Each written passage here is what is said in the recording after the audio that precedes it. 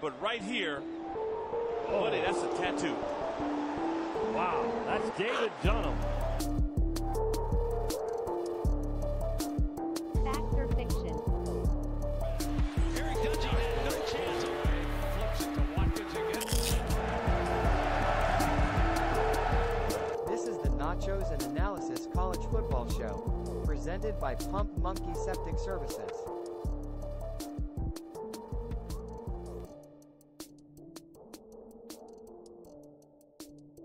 Welcome to Season 2, Episode 19 of the Nachos and Analysis College Football Show. Today is Thursday, January 4th, and the 2023 National Championship game is set.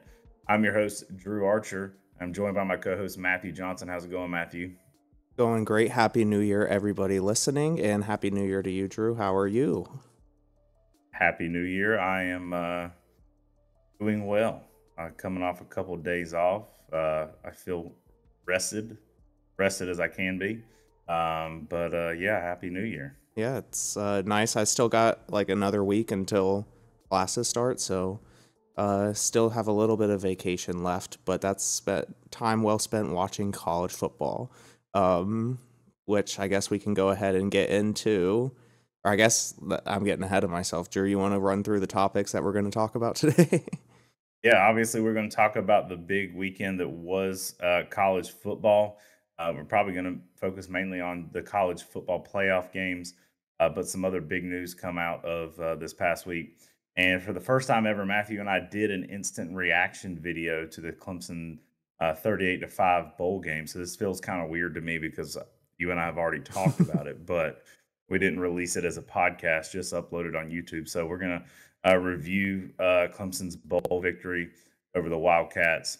We do have a Twitter poll this week. So with the addition of the Twitter poll and Matthew being on here is a little different than last week's episode. I did have technical difficulties. I don't even know if I told you, Matthew, but I did not record a video version of last week's podcast. So our YouTube listeners will be happy about that.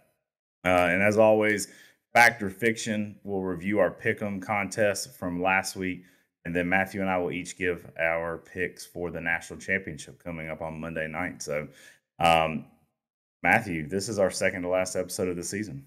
Yeah, and we've come a long way this year. I feel like, I don't know, from where we started, we had never done a video podcast before, and here we are, almost professionals at it with only a few technical difficulties. Yeah, keyword almost there. Especially on my end. I got a new camera for Christmas, and I think that's what threw my whole video podcast off last week was using a new camera. I couldn't figure out how to zoom out, and then I started having audio issues, and I was like, this is not going to work out the way I want it to. So, but as we mentioned at the top, the CFP, the national championship, is set. It will be Michigan and Washington. This is the first time that there will not be an SEC team in the national championship since the first season of the college football playoff with 4 teams. This is the last team, or the last year with 4 teams. So bookending that there. So Alabama drops to Michigan 27-20. Texas also falls to Washington 37-31. Both fantastic games. No blowouts in this year's college football playoff.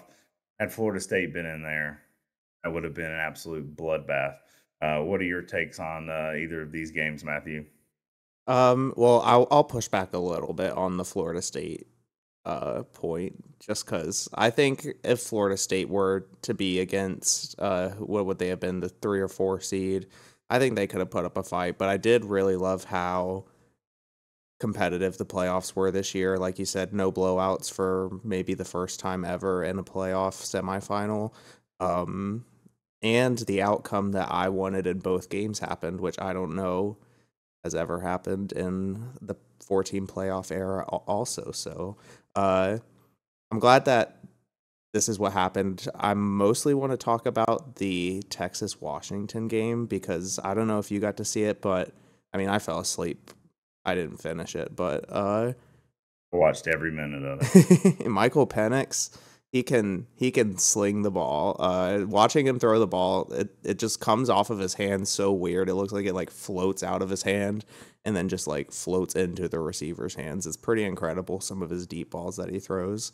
So And the placement of them. Yeah. The placement is absolutely perfect. Yeah, that's what it's like. He just like is floating it up there and letting it like place it exactly where it needs to be. It's pretty insane to see. I'm really excited for this national championship. Because Michigan, if you saw against Alabama, they were getting a lot of big pressure on Jalen Milroe, forcing him to make quick decisions, get out of the pocket, and it's gonna be a real telltale sign on Michael Penix if he can handle that. This game reminds me a lot of the 2016 national championship where Deshaun, it was the second one, the one that was played in 2017 technically, but where Deshaun ended up winning with the pass to Hunter Renfrow. But it reminds me of that because, Penix's game kind of reminds me of Deshaun's a little bit also. I think Penix is really going to have to stand in there and take the hits and really bear down on the pressure because there's only one way to get past it, and that's just going through it. So I feel like Deshaun in those national championship games really had to take a bunch of big hits and keep going, keep the offense moving, keep his head on. And that's what Penix is going to need to do to win this game. If you couldn't tell, I'm cheering for Washington this year. Go Huskies. I am also cheering for Washington. However, I think I mentioned it on the podcast before. I think it would be funny if Michigan won just because of all the hate they're getting because of all the scandals and stuff that's gone on this year. I want Washington to win. A huge factor in that game, I can't remember his name, but the running back that went down later in the game, that's going to be a huge factor in the game. If he can't go on Monday night, that makes Washington a little bit more one-dimensional. And to your point with the pressure that Michigan can bring, that just makes his every throw, every snap, all that more important. So hopefully Washington's running back will be able to get in there. My thing, this Michigan-Alabama game, Michigan was dominating Alabama, but they kept letting Alabama just hang around and hang around. Alabama almost won this game.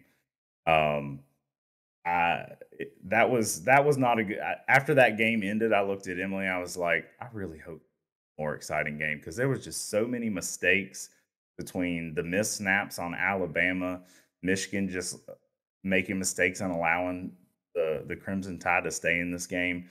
It was not a, I don't know. It was a competitive game, but it just seemed sloppy for teams that are in their 14th week of the season. Yeah, and that's another point as to why I think if you had a healthy Florida State team in the playoffs this year, if they were in that game, the 1v4 seed, Alabama, Michigan, I think a healthy Florida State could have competed in that game also because of those mistakes. I'm gonna push back on that one. The Florida State without their starting quarterback has zero offense. I said healthy. Alabama has offense. Oh, healthy, yes, of course. Florida State would have been competitive, but Florida State in their current state without Hunter Travis stood no chance. Yeah, I could see that because the offense really needed to be able to move in this against Michigan or Alabama, whichever team you replaced with Florida State in your scenario. So, but I think a fully healthy Florida State team still would have kept this playoff very competitive, and Florida State would have had a chance to beat both of those teams if things would have played out differently in the regular season. So, but yeah, I think I'm happy Michigan won just because it's almost like when Alabama loses, America wins. So Emily hates it, but I was pulling for Alabama. I don't know why. I don't know. My family absolutely hates that I root for Alabama. I have no issue. Like early on in Nick Saban's tenure, and they were winning those national championships. I had a similar perspective with New England when they were winning all those Super Bowls with Tom Brady. I hated them just because they were winning, but then I realized like, oh, these teams are great, and I really like Nick Saban. I think he's absolutely hilarious. So I like to root for Alabama. So I was pulling for them. I put my money where my mouth is. I picked Alabama outright. to win that game, not in our pick'em contest, but just with my own money. So that had a little added flair to it there as well. But we reference Florida State, and they just get absolutely demolished after no starting quarterback. You had opt-outs against Georgia. I was working that day, and I sent a text in y'all's group text. I think the second half of starting was like 35-3 or something like that. My biggest thing is, how are you, and I've noticed this with other teams as well, how are you going to allow your opt-out players to stand on the sideline and watch something like that happen? If you opt out, you opt out of this team. You don't get to stand on the sideline. Yeah, I that rubs me a little the wrong way also, allowing the opt-outs to still come with your team and participate in the bowl, because that's part of it. Like, you can't just say, "Oh, I'm not playing in this," and still go get all the gifts and benefits that come with your team making it to a bowl game. Like, yeah, you helped your team get there and you might be the reason why your team got there, but like, I don't know, it does kind of feel a little weird that you're going and getting all these gifts knowing you're not doing anything for them. Yeah, and to stand there and watch what ensued in that Georgia-Florida State game, knowing if you were in the game, you could. I mean, I still don't think Florida State had a chance, but had some of these guys participated, it would not have been the game that it was. Yeah, I was kind of hoping when this game got announced that it was going to be like a statement game for Florida State where they would have some players not opt out and want to prove a point, but they took the opposite route in their protest and decided to protest the game altogether and not show up. I did think it was pretty funny that by midway through the first quarter, Florida State almost just gave up on having a quarterback and would run the Wildcat offense most of the drive. So yeah, that was a tough one to watch. I feel like Georgia's players were really trying to make a statement also, not just to Florida State, but to the College Football Playoff Committee. But luckily, all these problems are going to be solved in the coming year with the introduction of the 12-team playoff. But before we get off of Florida State, other big news in college football, especially to do with this podcast in Clemson football. DJ Uiagalelei, Oregon State quarterback, former Clemson quarterback, has announced he's transferring to Florida State, which we have a game, Clemson, has a game scheduled in Tallahassee this year. So that one should be interesting. I'm honestly really excited to watch our defense play against DJ. Yeah, that's going to be fun. I really wish that would have been a home game this year, to have him come back to Death Valley. The environment and the grief and stuff that fans would give him would be great. But that's going to be interesting. Larry Williams posted on Tiger Illustrated today talking about, like, 2 years ago, or not even 2 years ago, a year ago, heading into the ACC championship, DJ was Clemson's starting quarterback. And in that time, he's since moved to Oregon and to Florida State. And the two teams will face each other as the two premier teams in the conference. And Florida State already in lawsuits with the ACC. And by that time, Clemson more than likely in lawsuits with the ACC. So there'll be a lot of storylines and stuff for that game. Yeah, it's going to be interesting and definitely one to mark the calendar for. I still don't have any like hatred towards DJ. It is a little different now that he's at a rival school, but I still think he's a good kid and a good player. So I hope he plays like we saw him play most of his career at Clemson. Game in Tallahassee. So one other transfer portal news coming out of Clemson: Brandon Spector, number 13 wide receiver, announced yesterday, as of recording this, I believe, that he has decided to enter the transfer portal as a graduate transfer. I don't have his stats right offhand. I think he had like a couple hundred yards in his 4 or 5 years here, and has 1 year of eligibility remaining. Yep. Yeah, that happened late Tuesday night, I believe. I saw that first report about. I didn't realize Rivals has a portal like tracker that came across my screen. I saw that Tuesday night. I did want to say one other thing about the DJ Florida State thing. I'm interested to see how. I mean, whether it works out or not, he's got 1 more year of eligibility, so this will be his final year there. But he was not put in a good position at Clemson. He followed the legend in Trevor Lawrence and lost his job to Cade Klubnik. He'll have to face Cade Klubnik in this matchup. But then also he's headed to Florida State where he's following Jordan Travis, and in both situations, big shoes to fill. So he's had a rough go at it as a college quarterback. Yeah, and hopefully I expect Florida State's roster to be kind of back and beefed up again this year with use of the transfer portal. I know they lost a lot of guys this year, but I don't think this was like a one and done type year for Florida State. I think they're going to try to sustain this type of model for years and years by just getting, players in, kind of like the college basketball model, doing one and dones. So it'll be interesting to see. But yeah. Yeah, let's move on to some Clemson football. So as we touched on at the top, Tigers beat Kentucky 38-35, a huge fourth quarter there for the Tigers. Clemson has now won at least one postseason game. That includes conference championships, bowl games, national championships in 13 consecutive seasons. And that is the longest streak in FBS history. Oh, wait, sorry. Before we get too far into talking about Clemson, Kentucky, Drew mentioned it at the top of the episode, but go pause the podcast right now and go watch our instant reaction. We recorded it less than an hour after the final tick on the clock. So it's fresh reactions there. We're kind of be going more general. But if you want to see our instant reactions to the game, go check out that YouTube video. It'll be linked down below. Sorry, you can get back to the stats. No, you're good. Good plug. Clemson won 9 games in a season for the 31st time in school history. It's Clemson's 13th consecutive 9-win season, and it's 14th overall under Dabo Swinney. So 14 of Dabo's 15 seasons as Clemson's head coach, the Tigers have won at least 9 games.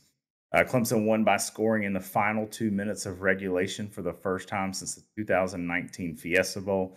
That was against Ohio State. A little Ross Taylor nugget here. The players responsible for the game-winning touchdown in that Fiesta Bowl was quarterback Trevor Lawrence and running back Travis Etienne. Both were in attendance at the Gator Bowl as the game was played in Duval at the Jaguars' home stadium. Yeah, there was a point, you can probably, might even just put a picture of the tweet here, but there was a point in the game where I was hoping Trevor would suit up in Cade's uniform and step out there, but in the end, I'm glad it was Cade out there who played that last drive.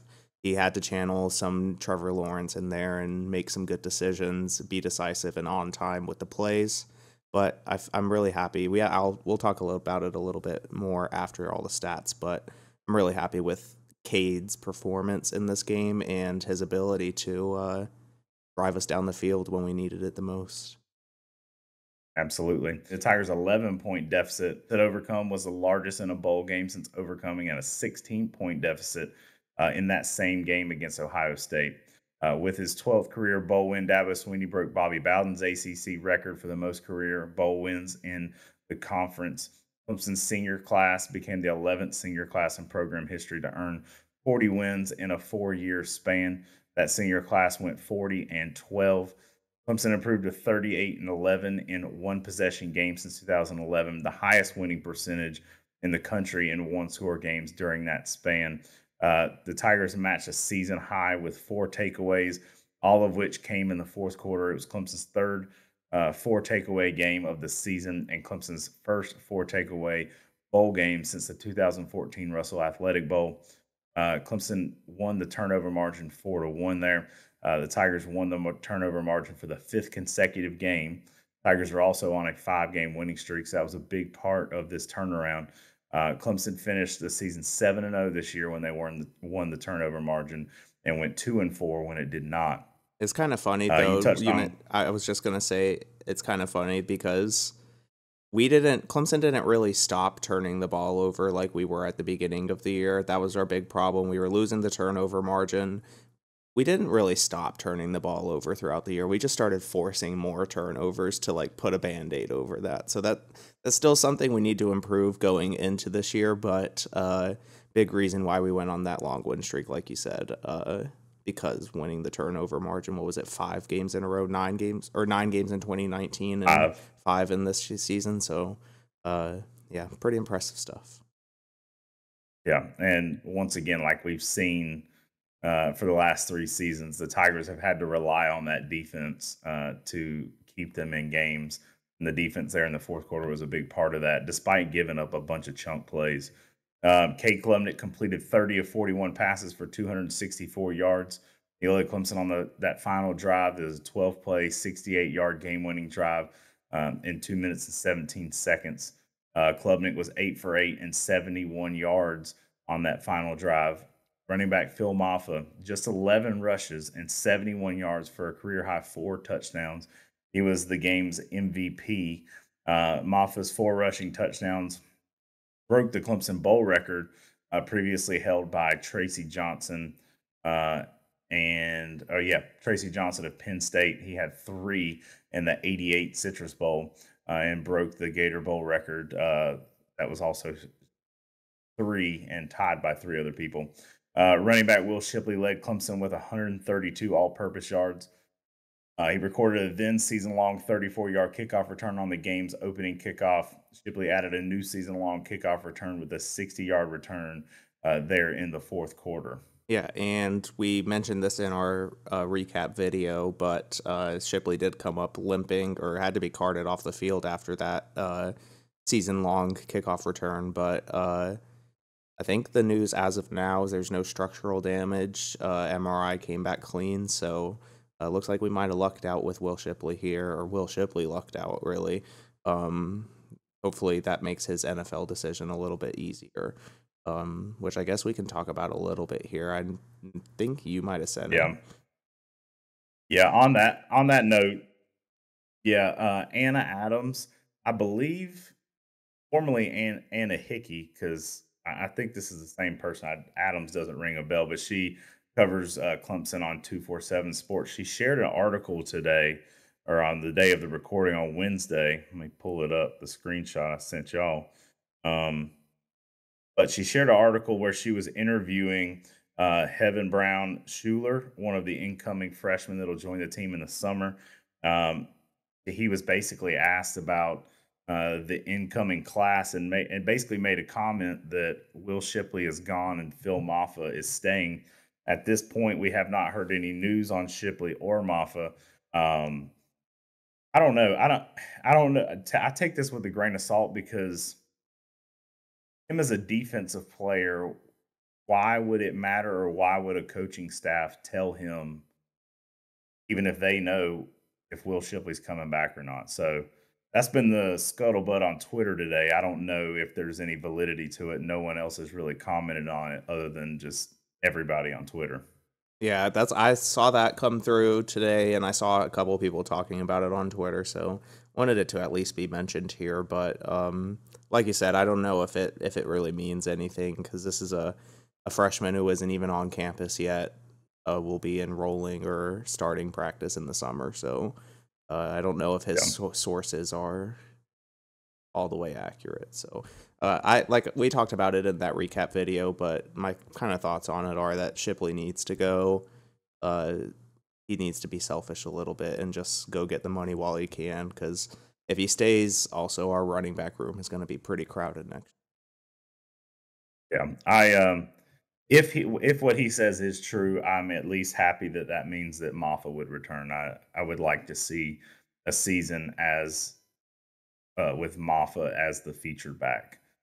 So we will see. Tight end Jake Brenningstool on last Friday led Clemson in receptions with 9 and 91 receiving yards.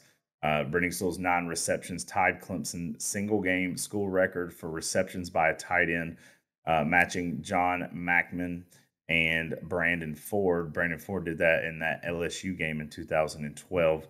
We talked about it in our instant analysis video on YouTube. This amount of targets for Brenningstool is something I kind of expected in the offseason, and we didn't quite see as much. You saw like random games where Brenningstool was being targeted, so it was good to see that. It was a big part of the offense in this victory.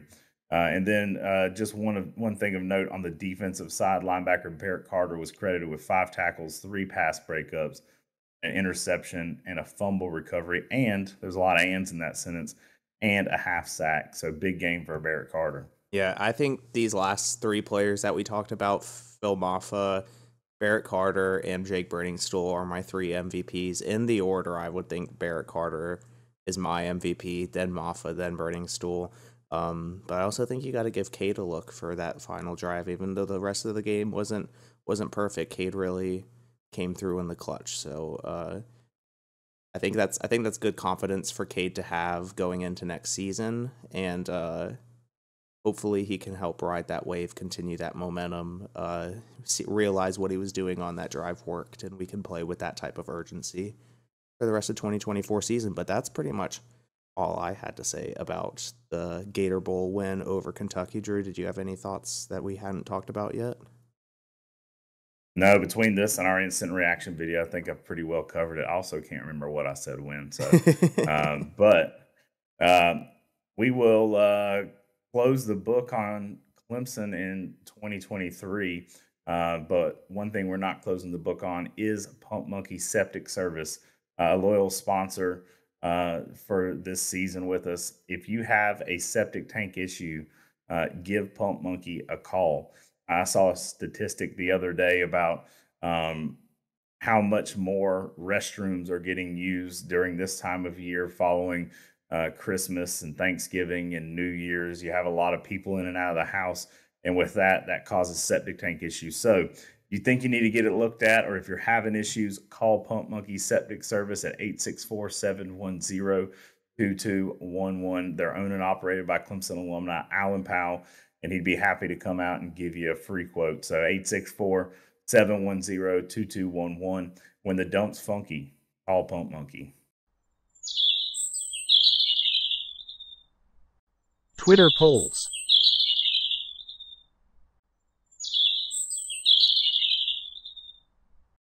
All right, Twitter poll of the week. Actually, before I even get to the Twitter poll of the week, I did want to tell you this, Matthew. I meant to text you about it. Somebody who I didn't think was a listener of the show at a Christmas party this past week or so hit me with a "When the dump's funky, call Pump Monkey" as they were leaving the party the other day. I was like, "Oh, I didn't even know you listened to the podcast." I like how that's the calling card of what somebody would reference to us to let us know that they're a listener.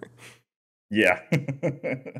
But shout out to Pump Monkey. Shout out to all of you listeners. We really appreciate it. But this is part of the show where we get the listeners involved, and that is our Twitter poll. So this week's poll was, who will be Clemson's most impactful defensive player next season? The options were Khalil Barnes, R.J. Mickens, Barrett Carter, and Peter Woods.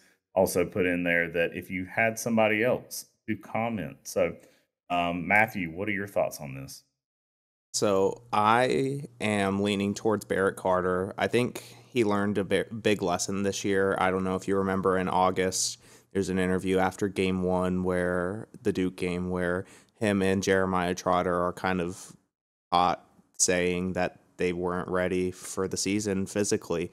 And I think he's going to take that very seriously this offseason and come out with an All-American type year next year. And to do that, he's going to have to work hard and get his teammates ready this offseason. So I think Barrett Carter came back for a purpose. He's the leader of the defense now, and it's his time to show it. I think he's going to really take advantage of it and work hard. So I'm going Barrett Carter, but honorable mentions. I think Peter Woods had a big start to the season. He's got to get stronger this offseason, though.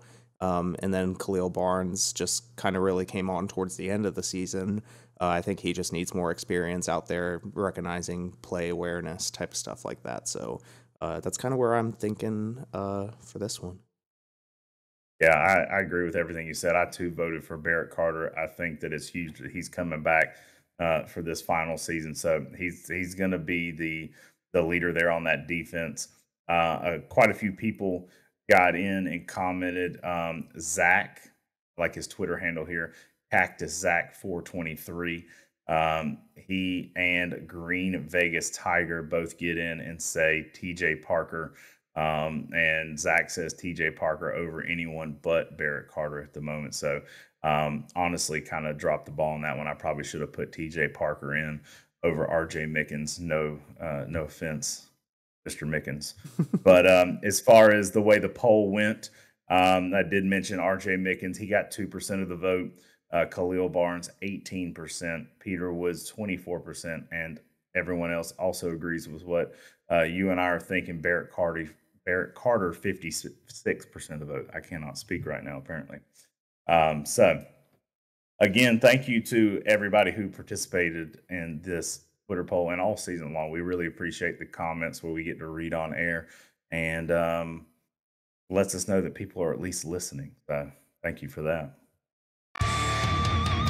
Fact or fiction? All right, fact or fiction, number one, the offensive line unit for Clemson will be the most improved this offseason. I know I put this one up there, and I don't know if I have an answer yet. Yeah, I can answer first. Since the transition ran, I was just going for it. I'm thinking fiction. It better be. It better be the most improved because we really don't have anywhere to go but up. I guess maybe our most popular tweet of the year happened during the game on Saturday or Friday, where I sent out a tweet of our left tackle pass setting, tripping over the tight end, and just falling after making no contact with anybody on the defense and just letting the edge rusher have a free rush. So, yeah, I think it really needs to be, but I'm really expecting wide receivers to make a big jump this year because we have Bryant Wesco and a couple other really big recruits coming in, plus the established receivers we already have with Antonio Williams and Tyler Brown. I think we're really going to have a solid receiving core for the first time since Trevor Lawrence. So, yeah, that's kind of where I'm leaning on that. And Cole Turner after being out most of the season as well. Hopefully he was able to develop physically. I think he could be a very good deep threat for us, which we really need. Because, sorry, I'm going to keep talking, but I saw a tweet today that mentioned Cade's down, or like his average depth of pass, like I guess air yardage on every pass attempt this year was like 5 yards. And I think we need to get that in the double digits next year. Yeah, those are rookie numbers. Got to get those up. I'm going to say fact on this one. Just out of pure optimism and hope, more hope than anything, not so much optimism, that the offensive line will be the most improved because that solves a lot of problems. I feel like with Cade, it allows him more time to make these decisions. And if we do get those wide receivers back that we were just talking about, allows him time to look at coverages, maybe throw some downfield passes, that kind of thing. So wishful thinking, I'm saying fact here. Fact or fiction, Clemson opens up as a 10-point underdog against Georgia in the season, 10-point or more. You can go further if you want to. Well, before I answer, I'll tell a story. Sunday, whenever this game was going on, the Florida State Georgia game, my girlfriend texted me and she was at home with her family and said, "Oh, we were thinking since Clemson opens the season with Georgia, her sister is a freshman at UGA this year. So they were like, oh, we can have a party. Would your family be interested in coming?" And I was like, I don't know. My family's like kind of particular about watching Clemson games. And then I was like, also, I don't know if I would come because I'm kind of particular about watching Clemson games. And did you see what Georgia just did to Florida State today? So, like, I don't think I want to be around a bunch of Georgia fans to watch that happen to my team. So, but with all that being said, I'm going fiction. I think the line's going to open under 10, but by kickoff, it will be spread out to 10 or more. But when it opens, I think they're going to think it's going to be a little close. Yeah, on your comment about the invitation to watch with your girlfriend's Georgia family there, I immediately knew that is a hard no from Gerald Johnson for that. And more than likely, I'd assume he would probably want to go to that game, but maybe not. I'm going to say fiction as well. I think Clemson probably opens up as a 7-point underdog to Georgia. I think that there's going to be a lot of optimism around this Clemson team with some improvement coming into the game. And honestly, it could end up being like another low-scoring, tight game like we saw a couple years ago in Charlotte. So I'm going to say fiction there. Factor fiction, the SEC-less national championship will be the most watched national championship in the college football playoff era. I'm going to say fact. It'll be tough because I think the 2014 one is pretty high up there because that was also an SEC-less one. But on a side note, why does it have to be on a Monday night? Hopefully we can fix this with the 12-team playoff schedule and please God schedule the national championship of college football, which is known for being played on Saturdays, never plays on Mondays except for one time a year. It's ridiculous. Just on a school night, it's awful. So please, 12-team playoff, fix that. That was a tangent, but sure. I feel the same way. Unfortunately, we will not get our wishes. The NFL rules, and that means that college football can't be played on a Saturday or Sunday at that point because you're in the middle of I guess at this point it's not in the playoffs, but it's the last regular season game for NFL this week. So, but I do agree. I wish it was on a Saturday. And I'm going to go. Oh, and on that same point, similar to just something that really irks me, the elitists that are the Rose Bowl people just really mess everything up. Like the second half of the second playoff game the other night started at 11 p.m. All because we're catering to the Rose Bowl and their game has to happen at this time on this day. I say that we kind of push the envelope and make the Rose Bowl cave in future years. But on to this factor fiction. I'm going to say fiction. I think if it was any other team other than Washington, it probably would be.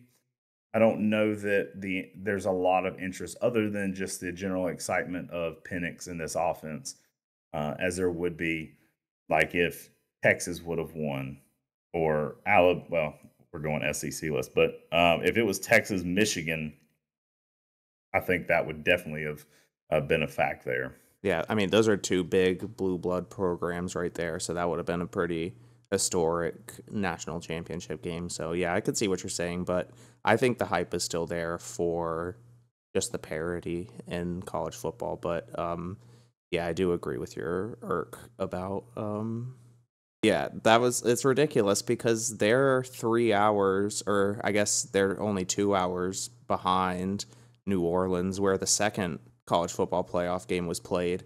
And so like that game kicked off at 7:45 local time when the Rose Bowl had to kick off at like 1 or something local time. Like that it's not fun. I think the Rose Bowl would be way better if it was played at night.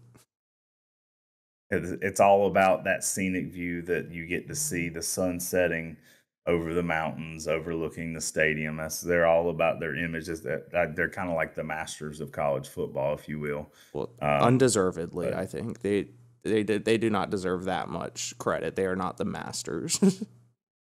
The Rose Bowl is cool, but I do think it is overhyped. They always do have the best. They always have the best grass. Their field always looks immaculate. Well, then maybe it is like Augusta. All right, moving on to our pick'em contest. I may have messed up a little bit and tried not to give Matthew any credit for his picks last week. I messed up and marked him down getting all 4 wrong, but he corrected me today via text message. So looking back at this week, Matthew went 2 for 2 this week. His favorite underdog hit. His over and under did not hit. Do you have anything on these games? No, I think it might have been my fault whenever I sent my picks over because I did write them weird. Like when I wrote out my favorite, I put Alabama versus Michigan, but I put that Michigan was favored in parentheses on their side. So to read it out, it would have read Matthew's picking his favorite Alabama against Michigan. So I understand why he got it wrong. If you were listening last week and Drew read him out wrong, I'm sorry. I'm not trying to change the script on you. obviously it's not helping me at all. So He's trying to come back with 1 week left in the contest. yeah, I'm gonna have a 13-point week here. I guess I probably should bet the line for one of them, so that way I can get double points. Then I could pick Washington to win by exactly 3 and get double. Sure. I feel like if like you're betting I'm not gonna pick like Washington to cover, but if they like get the line exactly, like I'm betting on a wash is basically what I'm saying this week for the national championship, because So you're decreasing your odds to win in hopes of getting 1 extra point. yeah, because I don't have a chance to win, but I might be able to make up a little bit more ground. So with that being said, with there only being 1 game this week after the airing of this episode, me and Drew, we typically give out favorite, underdog, over and under. But for this week, we're just picking whether we're picking the favorite or underdog. Michigan as the favorite, and I got it at 3.5. But I did see a couple lines at 3 also, so I'm switching to the 3 line to pick the wash. So yeah, I just gave away my favorite pick. I'm picking Washington to win the national championship at 3. I'm picking the wash. So you need them. So you're picking them to lose by exactly 3 points. yeah, sure. Okay. All right. I am. When that line first came out, I believe it was a 4-point line, and I felt pretty confident that I was going to go with Washington in that. But I think I'm going to switch it up and go. Well, I guess I only have one option. There's only one game we're picking in it. I guess I'm going to go with Michigan -3, which I didn't come to this episode prepared like I typically do. I did not make my pick, so I'm just live picking them here. All right, you going with over or under, Matthew? I found a spread at 63 or over under at 63, so I am picking it to hit 63. So to possibly exactly, you're going the same. Yeah, to possibly get double the points and walk out of this week with 8. I am going to go with the under in this game. Michigan's got a solid defense. So I'm going to go under 63 points. All right. Well, it's not really anything riding on these picks here, so can't really go wrong. You picked a good one to not come prepared on. Yeah, the season total currently at 46-31. So Matthew has already basically admitted defeat. He has sent me his tattoo design that he will be getting. So I'll be excited. I'll make sure that I'm there whenever this occurs. Yeah, we'll record it and probably put it up on YouTube or something, at least as a short. So yeah. I guess we do have potential for if you want to do score prediction, an exact score prediction. You could do an exact score prediction as 2 points on the pick'em contest. Maybe an exact spread is 1 point. Like if you get the spread right. Sure. You just have to remind me of all this when I'm calculating the totals next week, because I'm going to forget all this. I'll try to remember. So I am picking. I need to make sure it matches up with. No, don't make it match up. Pick something different. Because if you get one wrong, then you get them both wrong. Yeah, but I need to chain them all together and get them all right and get double points on all of them to even have anywhere close to a chance, or to lose by 1. I think if I get all of them right with double points, I will lose by 1 if you don't get anything right. So I'm betting, picking the score as the score of the Gator Bowl, 38-35. I guess technically that's Michigan winning, even though I want Washington to win. But since Michigan's favored, I can't really do that in my current predicament. I'm going to go 41-24 in this matchup. So you over in case you get the over under right or wrong.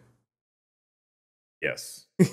Also if Michigan wins, I get an extra point because I predicted them to win the national championship in week 1. Yeah, that is true. So I'm gonna put a note down here at the bottom of our score predictions of the scoring for it, but I'll probably just edit this part out. I think that's the end of the episode. Unless Drew, you had anything else you want to talk about for these national championship games? I didn't really have anything else to say about them. No, I didn't. I'm just sad that college football is over. I'm going to become the world's biggest NFL fan immediately following Monday night's national championship game. So I'm all in on the Cowboys, but they're going to let me down like they always do. So our break is coming. Well, I guess we can talk briefly about the Cowboys cheating their way to victory after the Gator Bowl against the Lions. That's on the refs. Yeah, I mean, I was just kind of wording it like that as a joke, but yeah, that's an awful call. I'm sure if you follow football in any form, you've seen people talking about this, but the Lions scored a touchdown with the opportunity to kick an extra point and tie the game and go into overtime against the Cowboys, or they decided to go for 2, had a lineman report as eligible.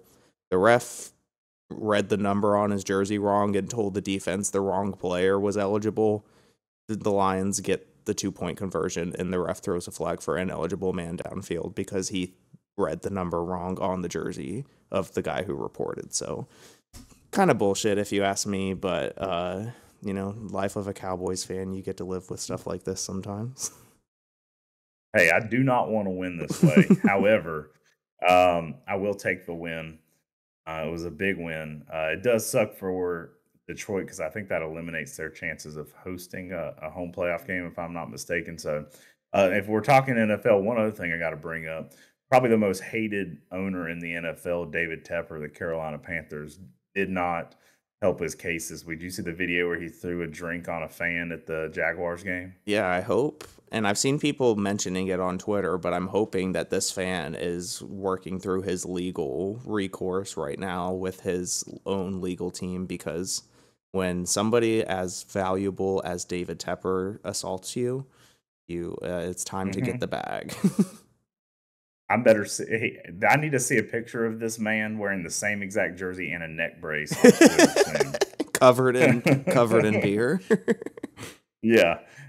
I did see today the NFL did fine David Tepper $300,000, which to a billionaire and the second richest owner in the NFL, that's pocket change. Yeah. But I'm not a Panthers fan. I'm a Cowboys fan, obviously, but in being the hometown team, I've always rooted for the Panthers.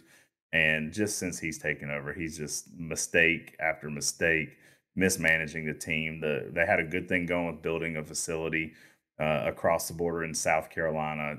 He ruined that. So not a big David Tepper fan. Yeah, I'm not too informed on that Rock Hill practice facility move, but with an organization that's supposed to be bringing North Carolina and South Carolina together, they sure do favor North Carolina a lot. So never drafted a Clemson player, have a couple South Carolina players, but yeah, they're a North Carolina team. Yeah.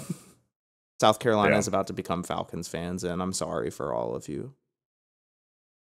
Which is worse, being a Panthers fan or a Falcons fan? I don't know the answer to that one. Yeah, there is. But so there is our little NFL segment before we wrap up. But thank you all for joining us for episode 19. Again, we appreciate all y'all listening this entire season. We're going to wrap the season up next week with episode 20. And then we're going to take a little break before Ball Talk Season 2 opens up to talk some Clemson baseball and Clemson softball. So thank you all again, and we'll talk to you next week. Peace. Question, one last thing, sorry, before we hang up. Do we get Gerald on next week? Or this is my public call out for Gerald to be available Wednesday, January 10th at 5 p.m. and download the Discord app on your computer.